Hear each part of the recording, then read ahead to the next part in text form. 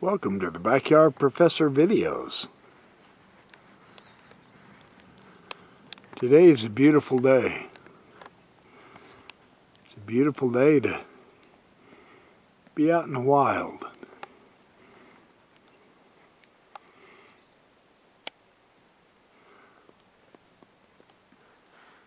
It's a beautiful day to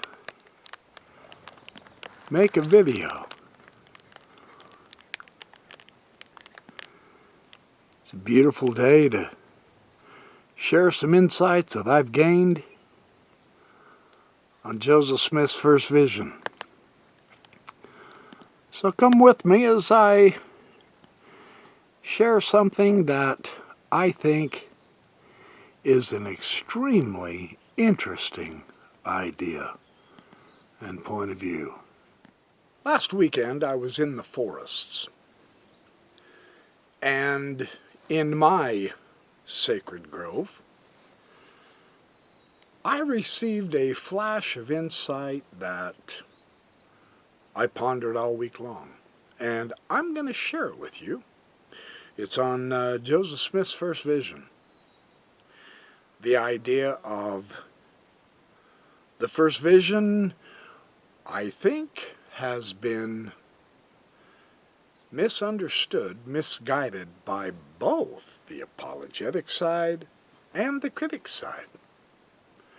And the true meaning of the first vision is misunderstood.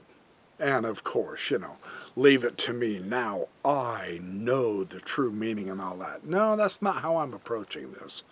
Not at all. There's probably many different meanings that we can read and grasp and understand from the first vision. This particular insight I received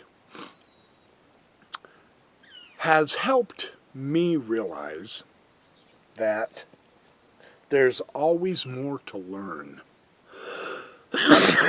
Excuse me. There's always more to understand when it comes to the other world and the interrelationship, excuse me, of the other world with ours. That's the insight I want to share with you. So I'm familiar with all of the Mormon apologetic. I used to be an apologist, right? Concerning this first vision, the various accounts of it, trying to deal with the contradictions of the so-called political motivations, or else even the spiritual motivations that Joseph Smith wrote down and presented the first vision later in order to bolster up his spiritual power among his followers after the Kirtland Bank fiasco and all that noise. And of course the Mormons, Gordon B. Hinckley, for instance, he says the first vision is the foundation of all of the Mormon church, even right up to today. And therefore, we really need to understand the first vision. And Russell M. Nelson, the current leader of the corporation, has also tried to emphasize this first vision for that purpose of maintaining the spiritual, political, and economic strength of Mormonism. And of course the critics fall right in line with that narrative, and they do everything they can, rather, instead of to show that the first vision narrative is valid. Of course, Joseph Smith was just a wild, imaginative con man, and he invented it in order to gain power and deceive people and all that. And the various different accounts of the first vision, some say there are 8, some say 11, some say 14, etc. No one really knows how many. And of course, Joseph Fielding Smith's ridiculously stupid handling of when the one account came in, he hid it and put it in the vault and didn't let anyone know about it, etc. There's all kinds of interesting nuances historically. And the critics, of course, try to prove that Joseph Smith was just inventing stuff, just making stuff up. All of this noise from all sides, just put it away. because all of that misses the point of what the first vision is about. This was my insight into, it came percolating down just gently, and I've been thinking about it for the last week or so. Came to me in my, quote, sacred grove last weekend out in the forest. Something about being out in nature opens you up to really interesting ideas. So I want to share this insight with you on this first vision. And this is probably a narrative Mormonism does not want you to think about. That's why they have, for lack of a better way to describe this, they have politicized it into an either we're true or we're not narrative. And with this foundational experience, we know now we have the true priesthood. Joseph Smith received all those angelic visitations, and home teaching is true, even though they've gotten rid of it, and so on and so forth.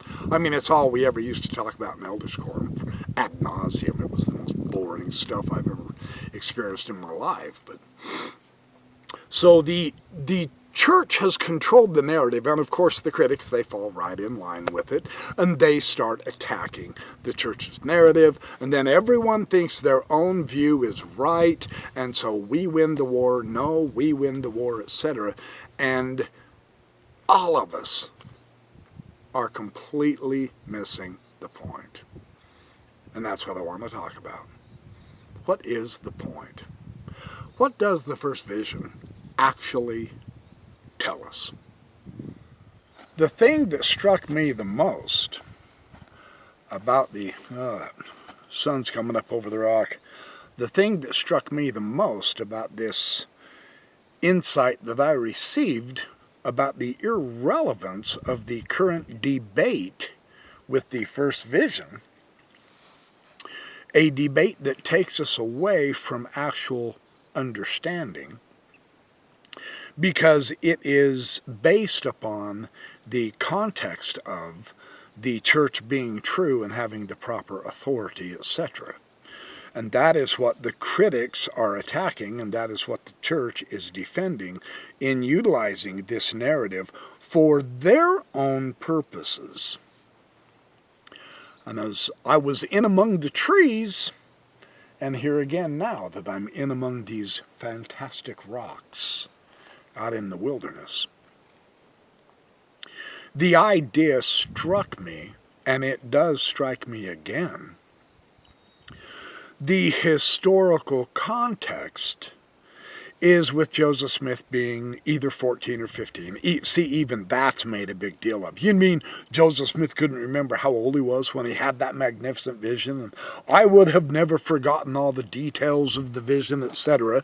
I wouldn't have ever forgotten all of the details of what happened in such a magnificent setting, etc., and therefore Joseph Smith just made it all up. This falling in line with the Mormon controlling the narrative, all of that's a waste of time. When we look at the chronological historical issue here, Joseph Smith was a very young man. This was before anything concerning Mormonism, the Book of Mormon, the Doctrine and Covenants, apostles, prophets, evangelists, teachers, etc., a church, the visitation of Elijah and Elisha, Moses, Peter, James, and John, John the Baptist, Aaronic and Melchizedek priesthoods, personal priesthood interviews of worthiness in order for us to be holy enough to gain a testimony, on and on and on. This was before the revelation of blacks receiving the priesthood. This was before the blacks were even banished from the priesthood in Mormonism. None of that existed when Joseph Smith in that grove encountered the divine world. That's what Mormonism takes us out of thinking with their narrative of linking the first vision to their own authority and truth. And critics just simply follow along. What the first vision shows us I have no reason to doubt that Joseph Smith had the first vision. I really don't.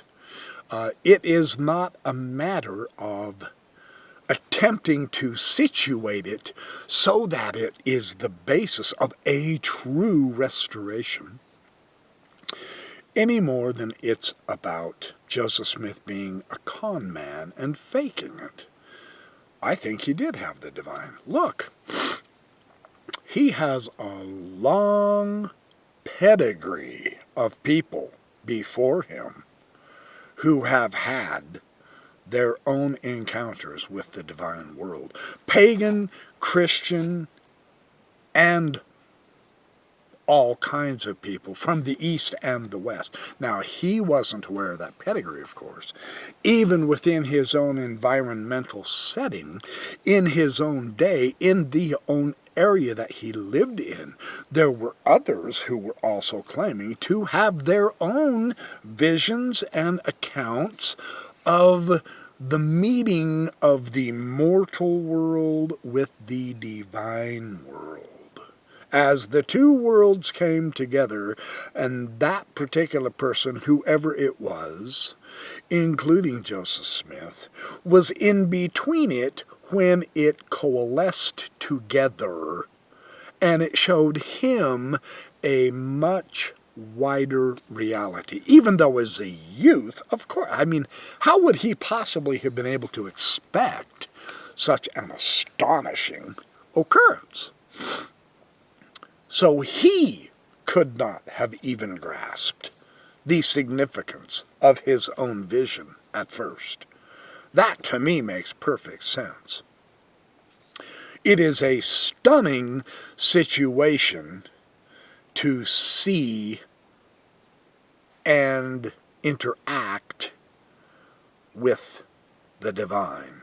Every mystic says that. So, yes, he asked some questions, and yes, he got some information, etc. None of that has any relevance. What the first vision shows is that no one, us, critics, Mormons, etc., no one needs to be, quote, worthy to have their occurrence with the divine world. It's not about that. What Mormonism does is it brings in this personal worthiness before you'll receive your own testimony, your own revelation, etc., right? So they are controlling the narrative. The first vision gets rid of all of that. That is irrelevant. The divine world is waiting for us to get in tune with it right now. We just have to want that. Now, it's not even necessary to have a first vision of divine heavenly beings either. That is to miss the point entirely also. Because everyone's vision, everyone's encounter with the divine is somewhat different. There is not just the same experience because every one of us are at different levels. That's about the best way I can describe it. So, of course, not all visions are going to be the same. And atheists, for them to mock the encounter because, see, there's contradictions, you know. That's to completely miss the point again. Because the church will always make you feel short of the worthiness. Because they don't want you to experience the divine for yourself like Joseph Smith did. Because what that will do is it will fundamentally demonstrate to you that the church is entirely irrelevant. It's not even needed. And that's what they don't want you to know. Mormonism wants to lock you in to its religious structure and meaning, its political and economic basis, which justifies their existence. They are using the divine to justify their earthly views, right? But none of those views were in play in Joseph Smith's first encounter with the divine. Those weren't even necessary. The Aaronic and Melchizedek priesthoods, the preparation to become holy and worthy of the temple. None of the temples were in existence. None of the church houses. None of the baptisms for the dead or eternal marriages or polygamy. None of that was in existence to encounter the one-on-one individually with the divine, to know your sins are forgiven, because that's what Joseph Smith was told in his encounter, even before anything else was a thought in his mind. This was the first revelation, right? This tells us that we too can have that encounter with the divine. But of course, that's what Mormonism does not want you to focus on. It wants to give a context of the first vision in their historical narrative that empowers it as a church to be a mediator of your salvation between you and the mediator. They want to be a mediator between a mediator to justify their power. That's how they use the first vision. As critics, you don't need to fall in line with that. You can just let all that go. That's irrelevant, because the historical chronological context of the occurrence shows us automatically that anyone can approach the divine. Joseph Smith wasn't the only one in his day having his first vision. There were several others. Some of those accounts also testified that they saw God the Father and his Son Jesus Christ. Other accounts say they saw angels. Other accounts say they saw the light, etc. None of the counts exactly correlate with each other. And there are some Mormon historians who, of course, love to show that Joseph Smith's first vision, in comparison with other visions that was occurring in his day, Joseph Smith's is greater, it's more true, it's accurate, it's better, etc. All of that noise, let go of it.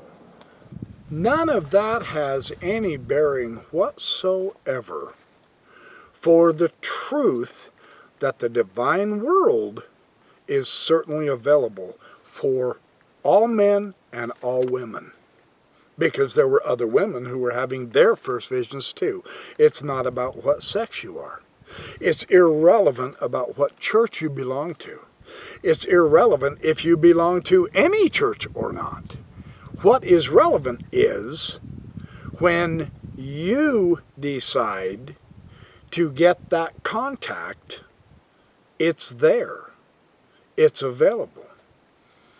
And quite frankly, I can see why it would be hard to, describe, discuss, etc. Because we, in our human magnitude, our size, our physical size, the way our eyeballs evolved to only see a small spectrum of the spectrum that is available, our hearing, only a certain range we can hear, our smell, our taste, etc., our touch. Because of our magnitude, our size, reality is interpreted by our brains in a certain manner. Hard, soft, wet, dry, cold, hot, simply because of the size and the way our nerves work up our spinal cord and into our brain and out throughout the rest of our body. How we feel pain, how we feel joy, we feel warmth. I'm feeling the warmth of this beautiful morning sun right now. If we were a different size, reality would be different. We interpret this reality as it is on this basis from our human objective viewpoint, because we have no other viewpoint we can experience it at. Here we are, and we are having these experiences in this world right now. If I was to trip and fall on these rocks, or if I was to climb these rocks and accidentally fall on all, it would hurt. I can feel the solidity of the rock, and I would feel the solidity of the ground, bam, as I fell onto it. Yes. That's how we describe reality. The divine world may be a completely different thing. And that would be hard to describe. And of course, that is used against those who have that experience. But others without any priesthood whatsoever, others without any church whatsoever, regardless of what country they live in, Sufis have it, the Muslims have it, the Christians have it, the Jews certainly have it, the Mormons have it, and even non-religious people have it. The love of, and that is how it's expressed, the love of the divine is like the sunshine. Everyone feels the warmth of that sunshine, absolutely. The prominent feature is light and love. Joseph Smith, when he first got to that sacred grove, described a darkness overcoming him. And then all of a sudden, the light, right? Well, that's typical.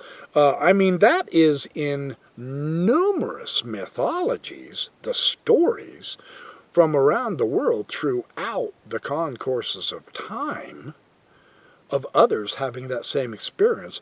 And Joseph Smith's description fits that. It gives me the chance to recognize I don't even have to worry about whether it happened or not. To try to argue that Joseph Smith was a con man and he did it for whatever reason and he was faking it and he lied and all that, that is entirely to miss the point. That's to fall in line with the Mormon narrative. So, I can agree. Joseph Smith had his first vision, of course. And my wife noticed something to me the other day that was very interesting as she's reading Brian Muraresku, The Immortality Key. And I've read it and I'm going through it another time because it's so fabulous. People want the magic world. People want more, They want magic. That's why people get so deceived so easy, whether in Mormonism with its prophets and apostles, or Denver Snuffer and his translating the sealed portion of the Book of Mormon and his idea of angels coming to him, and then all of a sudden people are paying him $150 for a 2-hour evening to listen to him say how wrong the Mormons are and how right he is, and so on and so forth. People over there having miracles in Europe with the Virgin Mary, etc. The magical world is a desirous world for so many people because this world just isn't enough.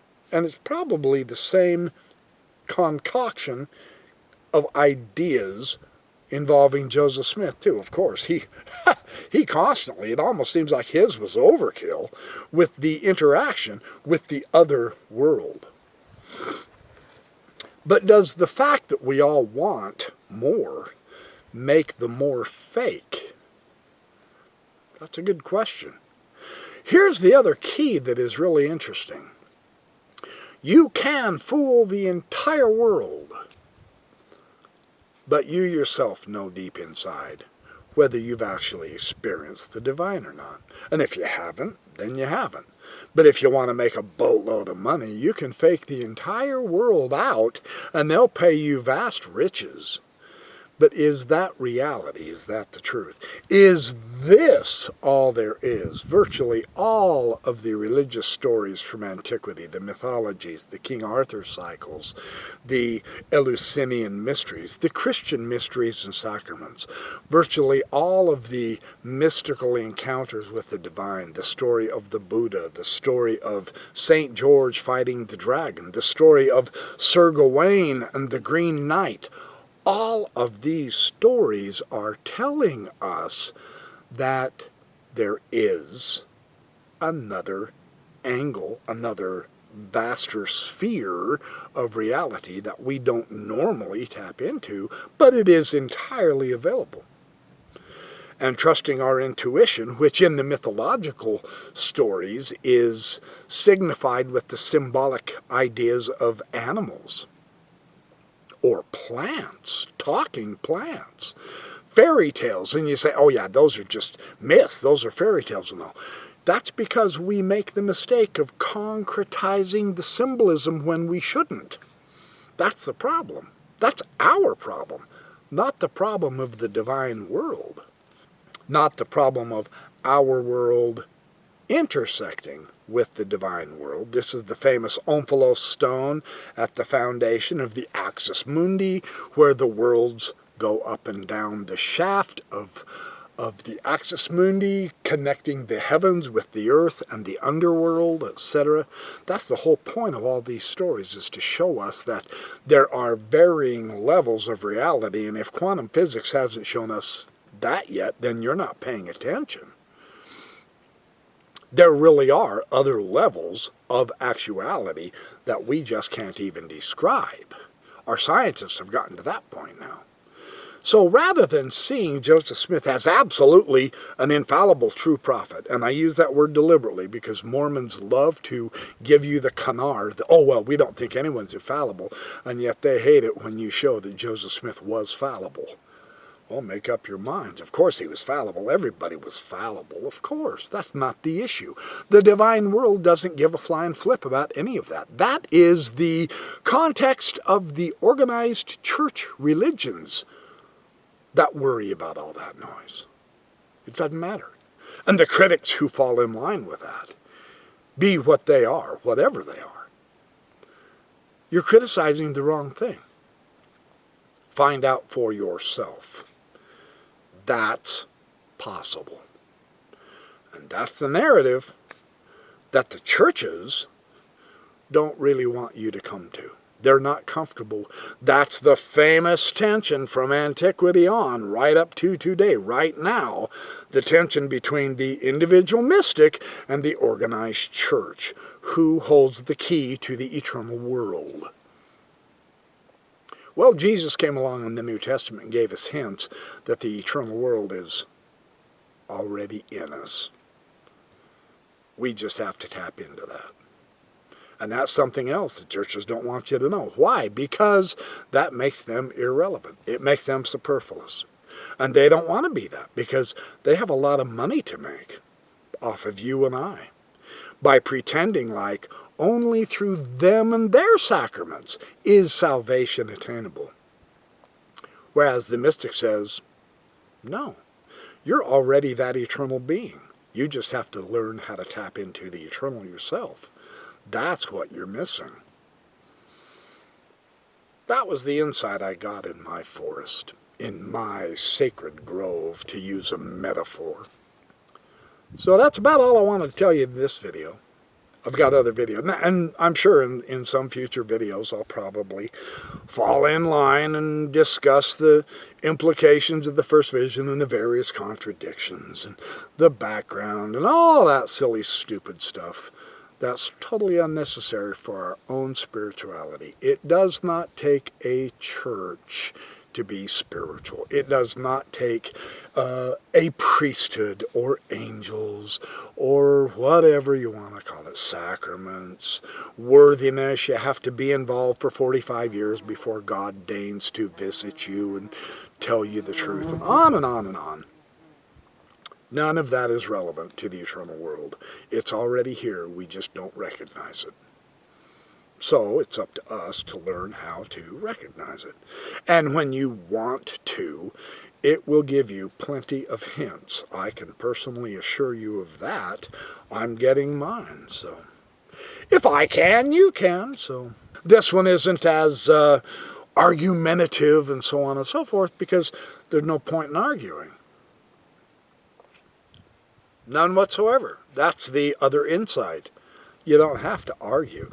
It's like Aristotle said of the ancient Eleusinian mysteries. He said, they did not go to those mysteries to learn something. Like we do at church, you know. We want to go to church so that we can learn all about heaven and God and angels. No. In the mysteries, you don't go to learn anything. You go to experience something. Joseph Smith's first vision, is that experience. And notice that it came first, because that's the foundation of your own spirituality, is the experience. That's what you need to get. And if you don't, then you'll fall right in line with whatever church it is you belong to, and you'll try to do it their way, because they, of course, assure you and promise you, for a small tithing fee or whatever, donations, whatever, we will assure you can get to heaven through our sacraments. And ours are the true sacraments. Everyone else's are false sacraments, etc. Because they've concretized the symbolism, none of them have a clue what they're talking about, because they haven't had the experiences yet. But that is available. And I haven't had my experience yet. Maybe a few fluttering insights or whatever. I'm not here proclaiming, I'm a prophet, follow thou me now. Yeah, let's start a religion. Come on, and I'll dress you up in fine clothes, and I'll wear the goofy-looking bathrobes. And no, none of that noise. But it's available. And I'm going to try to track it down just for kicks and giggles. I'd like to know. I'd like to see for myself. So, when I do, I probably won't tell you about it, because I can kind of get an inkling of what they mean when they say, well, this is sacred. Well, sure. And it's not that you can't share the sacred. It's that if someone hasn't experienced it and you try to describe it, you come across as a complete lunatic nut job. Yeah. That's why the mystics are so made fun of. I get that, because we like to fall into the bed of Procrustes of imagining our view of reality is the only one there is. And in that assurity, we lose our own dilettantism. I just read in Heinrich Zimmer's fantastic book, The King and the Corpse, yesterday, about dilettantism, the fun, the joy, the excitement of learning a new meaning, of learning a new application of a potential reality, of rereading the old stories, no matter what books they come from, or of listening to the old stories, no matter of what group of people are telling the stories, and coming up with yet again another fresh interpretation, because the joy, the dilettantism, the meaning of the dilettante is to have that eternal joy, that excitement for the new insight, the new interpretation, because we are dealing with a plenitude of plenitude that we cannot exhaust, and therefore once you solidify yourself into thinking that I now have the true meaning, you shut off all the other, views. And it's all those other views also that have meaning. All we get is a sliver. We are finite trying to digest the infinite. And you can exhaust the infinite as much as you want, and you still haven't even hardly got a start, because there's an infinite more amount coming at you. The dilettante is not solid in knowing what is true and what is false, and therefore we must stay with the true. That is church view, not the divine worldview, because you can't exhaust it. The sunlight keeps right on shining, and I'm not the only one it's shining on. It's shining on all things in its purview. So this is the fun thing about exploring the divine, is it is inexhaustible. That was the one thing that helps me grasp that I don't even have to worry about whether Joseph Smith was a true prophet or not. That's irrelevant to contacting the divine world. You don't have to have it through Joseph Smith. You don't have to have it through Mother Teresa. You don't have to have it through Buddha. You don't have to have it through Jesus Christ. You can have your own real divine encounter. It's available for all. That's the message. And it's a pretty doggone exciting one, in my opinion. So, thanks for watching the Backyard Professor videos. Do good, be well, have fun. Make friends, be kind, be happy, and be loving.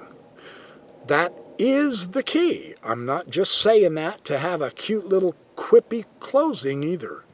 Be kind and learn how to be loving. Open up your heart and share the love, because that is the basis of a higher reality. That's true.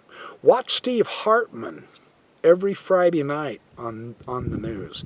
He always has those fun, cool little stories of giving and love and sharing and kindness and humanity.